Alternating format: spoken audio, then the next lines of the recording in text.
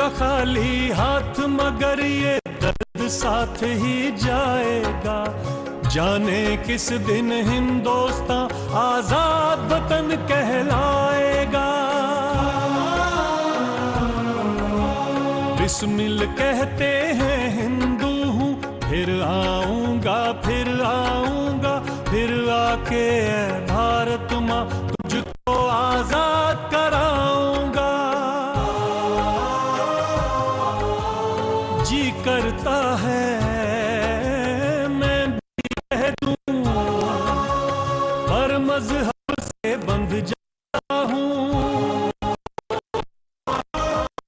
मुसलमान हूँ, पुनर्जन्म की बात नहीं कर पाता हूँ। खुदा अगर मर गया कहीं अपनी झोली फैला दूंगा। जन्नत के बदले उससे मैं पुनर्जन्म ही मांगूंगा। अशफाकुल्लाह से क्या कहना है ये बताइए। आप अशफाक से कहिएगा अपना इकबाल जुल्म कर लो।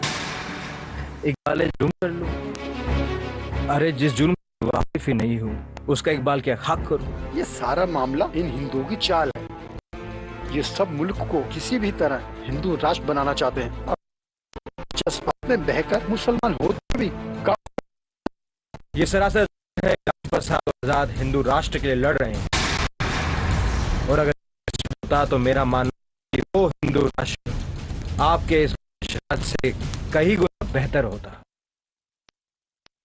अच्छू मियां ने ये कहलवा भेजा है कि आप सब्र से काम लो, साबिर बनिए। अम्मा, अल्लाह ने चाहा तो ये मुसीबत और परेशानियों के दिन जल्द खत्म हो जाएंगे।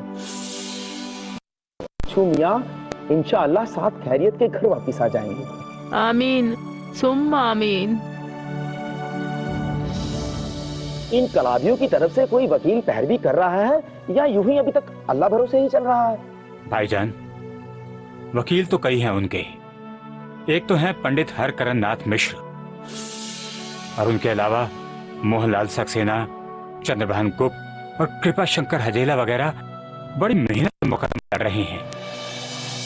और इसके अलावा डिफेंस कमेटी की तरफ से कलकत्ता के मशहूर बैरिस्टर बीके चौधरी को भी 500 रुपए माहवार पर राजी कर लिया गया है। लेकिन भाईजान, एक मसला है। कौन सा मसला? यही कि सेशन कोर्ट के स्पेशल मजिस्ट्रेट हैं, उन्हें तो आप जानते ही हैं। इस अदालत का जज और वह मदूत हिंदुस्तान से वजह नफरत करने और इंसाफ का गला घोटने के लिए मशहूर है। किसी सूरत में ये मुकदमा किसी और अदालत में नहीं जा सकता? इस सिलसिले की एक अर्जी लगाई रखा है,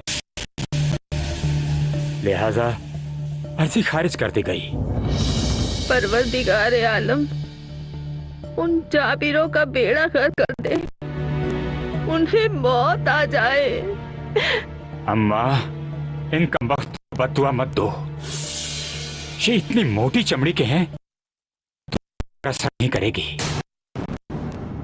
हाँ, अगर अल्लाह ने चाहा तो एक ना एक दिन इनका सूरज जरूर गुरूब होगा। आमीन सुम्मा आमीन।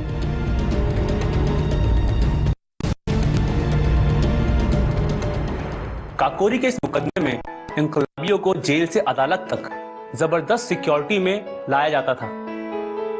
जब अदालत जाने के लिए जेल का स्टाफ जेल के दरवाजे पर इन लोगों को सिटी पुलिस के हवाले करता तो ये लोग पूरे जोश में आ जाते और वहीं से जोशीले गाने और नारेबाजी शुरू कर देते। जेल से अदालत तक का 3 मील का सफर ये लोग इसी तरह गाते बजाते मस्ती में तय किया करते थे। ये लोग उस जमाने में कौन से नारे लगाते थे? एक था प्रजातंत्र की जय, एक था आजादी आजादी, और एक था वंदे मातरम की जय। और गानों में इनका कौन सा गाना सुपरहिट था? वो गाना था सरफरोशी की तमन्ना अब हमारे दिल में है, देखना है जोर कितना बाजुए कातिल में है। जब ये लोग जेल में होते तो इनके दरमियान काफी बहस होती। कभी मजहब पर, कभी आस्तिक और कभी नास्तिक पर। और मुकदमे की ऊंच नीच या बारीकी पर इनमें कौन सबसे ज्यादा पकड़ रखता था? इस मामले में राम प्रसाद बिस्मिल और सचिंदर नाथ सान्याल का कोई जवाब नहीं था। पैरवी कैसी की जाए ये सब वही डिसाइड करते थे। और बाकी लोग पर जेल में क्या करते थे? ठाकुर रोशन सिंह दिन रात बांग्ला सीख रहे थे। सचिंदर नाथ और राजेंद्र नाथ लाहड़ी किताबें पढ़ते और दूसरों को सुनाते। इनके बीच बहस भी हुआ करती। राजेंद्र नाथ लाहड़ी और मनमथ नाथ खुदा की जात से इंकार करते थे कि राम प्रसाद बिस्मिल एक पक्के आर्य समाजी हिंदू और अशफाक उल्लाह खां पक्के मुसलमान थे। जहां तक मैंने पढ़ा 1925 में कानपुर में सत्ता भक्त नामी कामरेड ने पहली कम्युनिस्टों की कॉन्फ्रेंस का आयोजन किया था, लेकिन उस कम्युनिज्म का खाका कुछ कच्चा पक्का सा था। कुछ ही साल बाद 1927-28 में भगत सिंह के दौर में मजबूत बुनियाद बना चुका था। इसी जमाने में नागपुर में भी इसी तरह की कम्युनिस्टों की कॉन्फ्रेंस हुई थी। इस मामले में सान्याल की किताब बंदी जीवन अच्छी रोशनी डालती है। इसमें शक नहीं कि अशफाक उल्लाह खां मजहबी होते हुए भी दकियानूसी बिल्कुल नहीं थे, बल्कि वो खास तरक्की पसंद थे। और ये भी सच है कि 1927 में काकोरी के इंकलाबियों की फांसी के बाद इंकलाबियों की ऑर्गेनाइजेशन का नया और निखरा हुआ चेहरा सामने आया। बिल्कुल ठीक कहा तुम। भगत सिंह की रहनुमाई में इसी दल ने साइंटिफिक अप्रोच के साथ समाजवाद को अपना लक्ष्य बनाया, जहां भगवान, ईश्वर, धर्म और मजहब के लिए कोई जगह नहीं थी। भगत सिंह के मुकाबले राम प्रसाद बिस्मिल, आजाद और अशफाक की देशभक्ति इतनी ही जुनूनी थी, लेकिन आइडियोलॉजी इतनी साफ नहीं थी जितनी उनके बाद के इंकलाबियों की नजर आती है। वाह यार, जेल में रहकर खुश रहने का जज्बा इन क्रांतिकारियों में ही था। हाँ यार, एक दिन अशफाक उल्लाह खां और उनके साथियों को जेल में एक जगह इकट्ठा किया गया। चलिए साहब, अदालत का वक्त हो चला है। अभी चलते हैं, एक और मुल्जिम का इंतजार है। साहब, किस किस पर इल्जाम लगाइएगा, किस किस को मुल्जिम बनाइएगा? आप हमें हमारा काम करने दीजिए। अजब इंसान है आप, बेड़िया पहनकर भी आपको मजाक सूझ रहा है। क्योंकि इसमें मेरा कोई कसूर नहीं है। बेड़िया मैंने नहीं पहनी, आपने पहनाई है हुजूर। बकवास मत करो।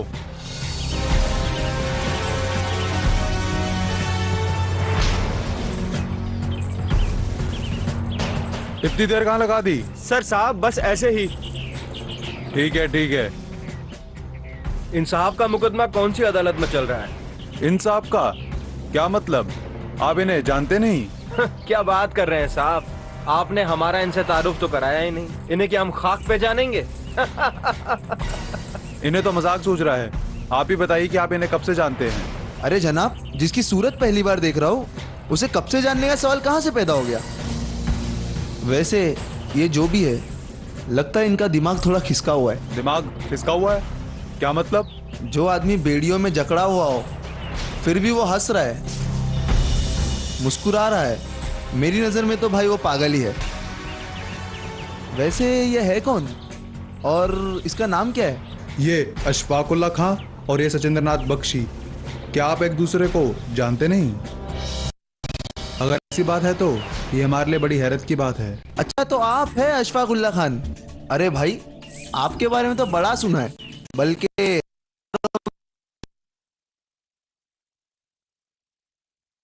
इसलिए मुझे आपका नाम नहीं पता।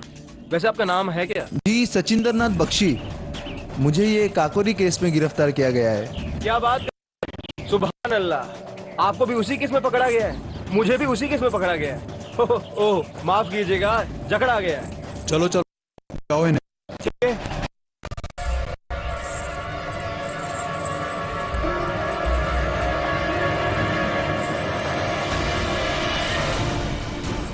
हमारा शक बेकार और बेबुनियाद निकला। ये तो एक दूसरे को पहचानते ही नहीं। जी जनाब, ये सीआईडी वाले बेमतलब झूठी सच्ची रिपोर्टिंग करते रहते हैं। उनकी रिपोर्ट में लिखा था कि ये दोनों हर वारदात में साथ साथ रहे हैं और बहुत गहरे दोस्त भी है एक दूसरे के, मगर जबकि सच्चाई सामने है। ये तो एक दूसरे को पहचानते ही नहीं। आओ चलें। एक दूसरे को ना पहचानने की चाल गणेश शंकर विद्यार्थी की हिदायत पर थी। इस दूर अंदेशी से अंग्रेजों को ये तो पता चला कि ना तो ये एक दूसरे के दोस्त हैं और ना ही साथी। इन लोगों की पहली मुलाकात लखनऊ जेल में हुई थी। फिर क्या हुआ? फिर हुआ ये। अरे रुक भाई रुक, मैडम थोड़ी चाय पिलाई। हाँ क्यों नहीं। परेशान कर रहा है भाई? कहाँ परेशान कर रहा हूँ, चाय पी। बस तुम लोग ये बताओ कितनी चाहिए? थोड़ी थोड़ी। हाँ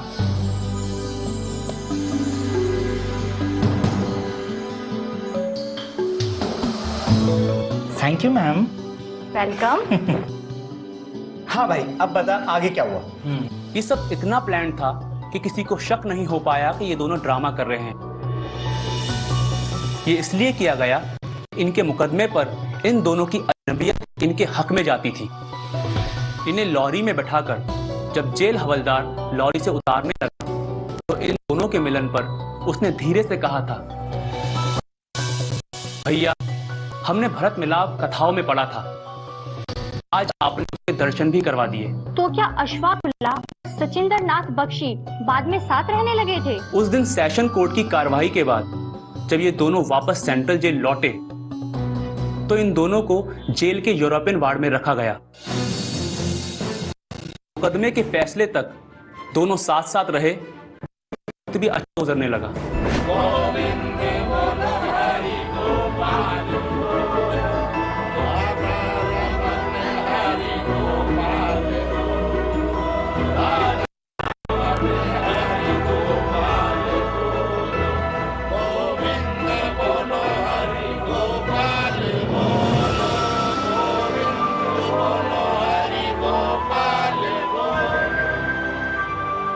गोविंद गोपाल की जय, गोविंद गोपाल की जय, गोविंद गोपाल की जय।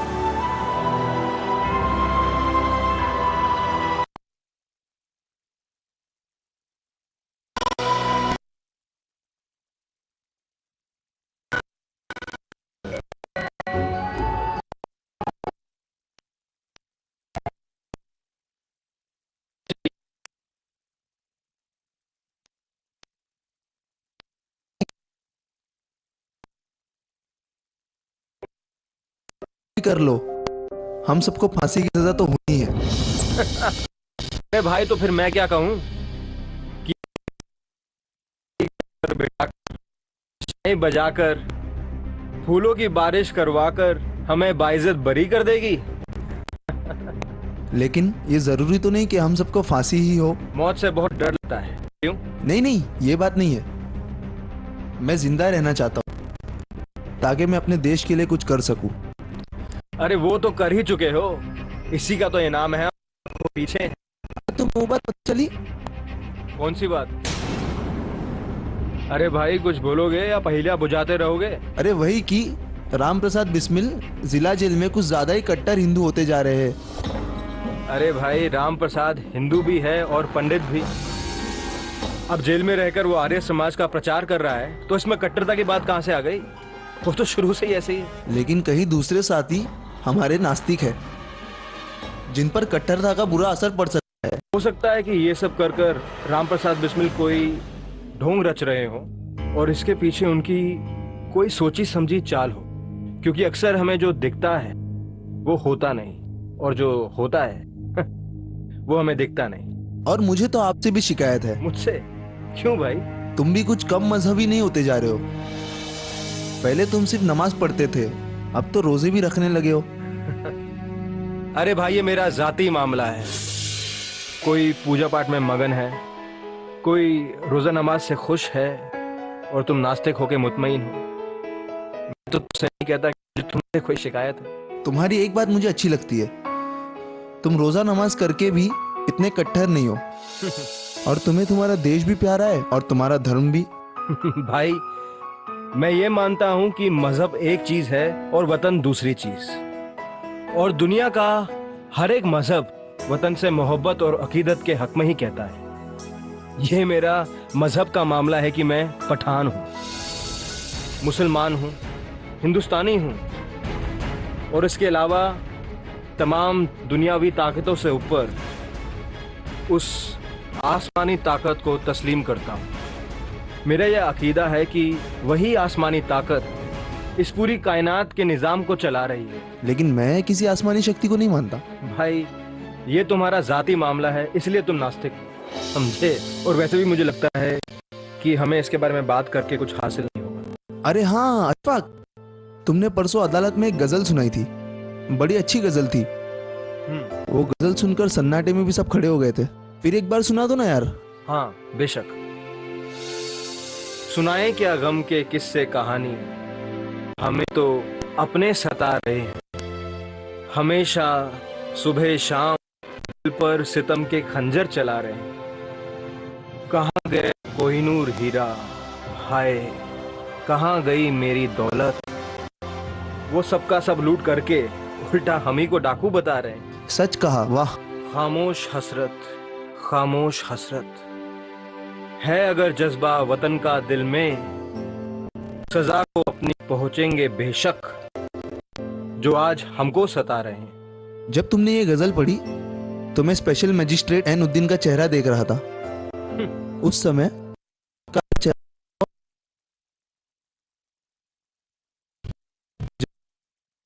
तुमसे चिल्लाकर कि ये गैर जिम्मेदारी आपको फांसी तक पहुंचा सकती है, तो अपनी मुस्कुराहट को दबा भी नहीं पाया। उस समय तुमने उसे एक और शेर मारा। मौत जब एक रोज आनी है तो डरना क्या है, हम सदा खेल ही समझा किए मरना क्या है। इन दोनों का और पड़ोस की डिस्ट्रिक्ट जेल में कैद दूसरे कैदियों का आपस में कोई कम्युनिकेशन था? हाँ, थोड़ी बहुत खबरें कभी कभार मिल जाया करती थी। वकीलों वार्डनों की जेल में जाने या अदालत के दरवाजे पर आते जाते वक्त कुछ खबरें इनके कानों तक आ जाया करती थी। एक दो हिंदुस्तानी सिपाही भी कभी कभार हिम्मत करके इन तक खबरें पहुंचा दिया करते थे। घर से जो चिट्ठियां आती जाती थी उनसे भी तो उन्हें इंफॉर्मेशन मिलती रही होगी। नहीं के बराबर, क्योंकि उनकी चिट्ठियों को आते जाते अच्छी तरह से 3 चेक पोस्ट पर सेंसर किया जाता था। कोई भी ऐसी बात जो पॉलिटिकल हो या जिसका ताल्लुक मुकदमे से होता था या जो अफसरान को काबिले एतराज लगती थी, उन लाइनों पर गाड़ी काली शाही फेर दी जाती थी, जिसे किसी भी तरह पढ़ा नहीं जा सकता था। बख्शी और अशफाक आपस में तो खुलकर बात कर लिया करते होंगे। हाँ, ये दोनों सारा दिन सारी रात साथ ही रहते थे। अशफाक से बख्शी पूछते थे कि हमारा क्या होगा, तो अशफाक हमेशा मुस्कुराकर यही कहते थे कि हमारा कुछ नहीं होगा, हमें फांसी मिलेगी, ना तो इससे कम और ना ही ज्यादा। अशफाक को मुकदमों के शुरू में फांसी पर इतना यकीन क्यों था, या फिर वो ऐसा यूं ही मजाक में कहा करते थे? अशफाक बहुत ज़हीन और समझदार थे। वो समझ चुके थे कि अंग्रेजों की मंशा क्या है। अंग्रेज भी शायद सख्त से या हमारी सरकार जाएगा या सरकारी खजाना लूटेगा, उसके साथ हम कोई नरमी नहीं करने वाले हैं। हदमकारी हो यही करती है। अच्छा, इसके अलावा कोई और भी बात तुम्हारी नजर में आई? हाँ, एक दिन बाबू शिव प्रसाद गुप्त का एक आदमी प्रताप अखबार के ऑफिस जा पहुंचा। फिरंगी चाहे जितने भी जुल्म क्यों न ढाले, हिंदुस्तानियों को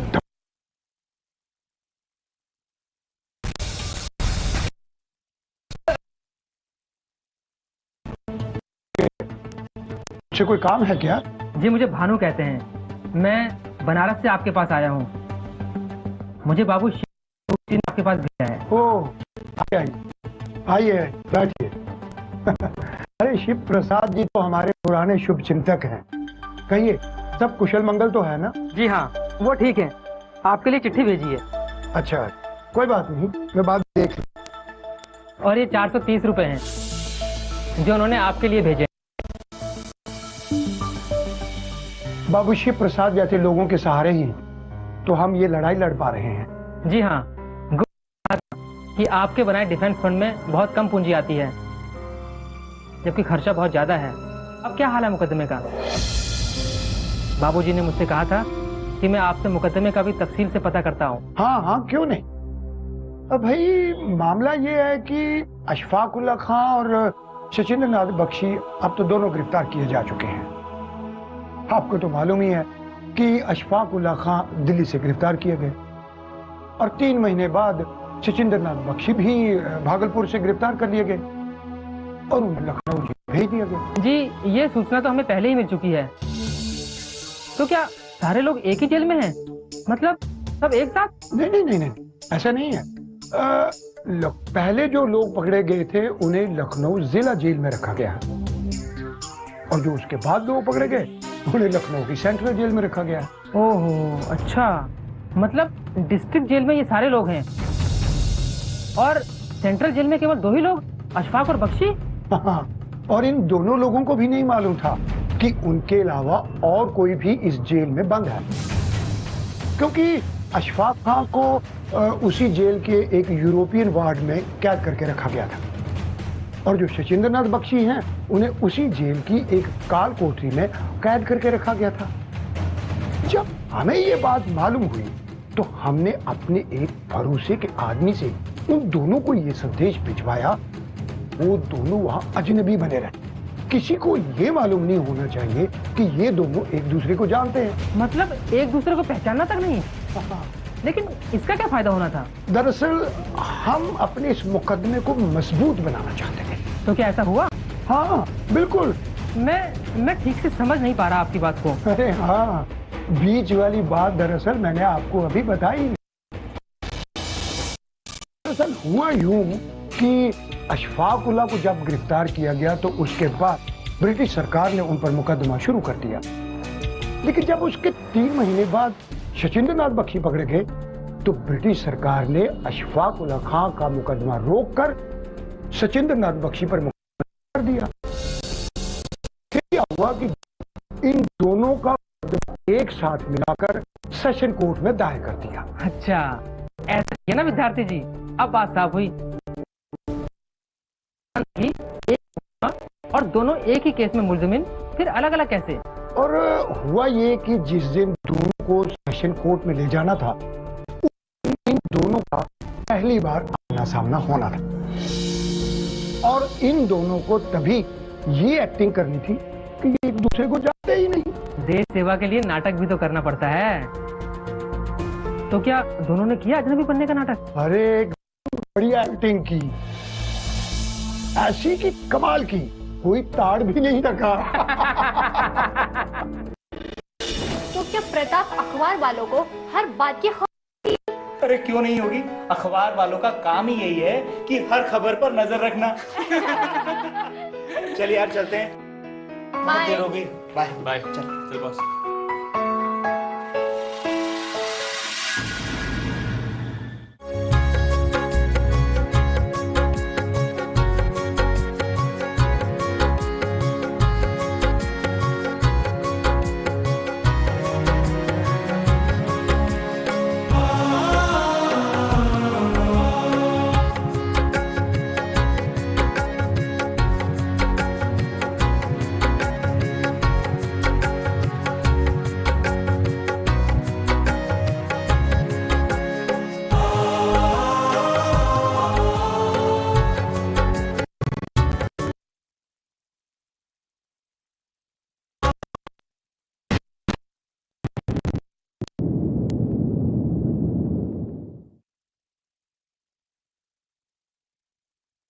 आदाब, नमस्कार। मैं हूं सौरभ शुक्ला।